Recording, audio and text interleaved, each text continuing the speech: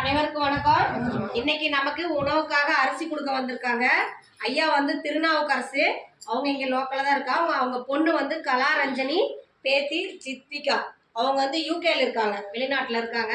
அவங்க வந்து நமது பாசமார்க்கட்டளை பாச முதியோர் இல்லத்திற்காக 2 சிப்ப அரிசி கொண்டு வந்து கொடுத்துருக்காங்க. உணவுக்காக அரிசி வழங்கிய அவர்கள் குடும்பம், தொழில், வாழ்க்கையில் அனைத்து நலனும் பெற்று வாழ நாம பாசமார்க்கட்டளை பாச முதியோர் இல்லம் சார்பாக இறைவன்கிட்ட ஒரு பிரார்த்தனை வச்சுக்கலாம்.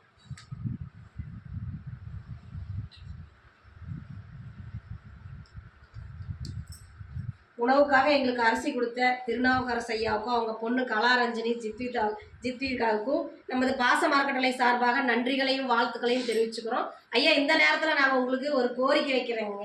என்னன்னு கேட்டிங்கன்னா, எங்கள் பாச மார்க்கட்டளை முதியோர்கள் வந்து வாடகடத்தில் இயக்கிட்டு இருக்கோம் 2 வருஷமா. நாங்கள் கவர்மெண்ட்டில் அனைத்து விதமான அனுமதியும் வாங்கியாச்சு. இப்போ எங்களுக்கு சொந்த கட்டடத்துக்கு கொஞ்சம் முயற்சி பண்ணிட்டு இருக்கோம். அதுக்கு தங்களால் முடிஞ்ச உதவி எங்களுக்கு செஞ்சு தருமாறு நாங்கள் கேட்டுக்கிறோம். நீங்க மட்டும் இல்லாத உறவினர்கள், நண்பர்கள், உங்களுக்கு தெரிஞ்ச இடத்துல எல்லாம் இந்த மாதிரி ஒரு முதியோர் இல்லம் இருக்கு, அந்த சொந்த கட்டடத்துக்கு முயற்சி பண்றாங்க, நம்மளால முடிஞ்ச உதவி செய்யலான்னு நீங்களே எங்களுக்கு தெரியப்படுத்தி எங்களுக்கு உதவி செய்யுமாறு எங்க பெரியவர்கள் சார்பாக அந்த நேரத்தில் நாங்கள் கேட்டுக்கிறோம்.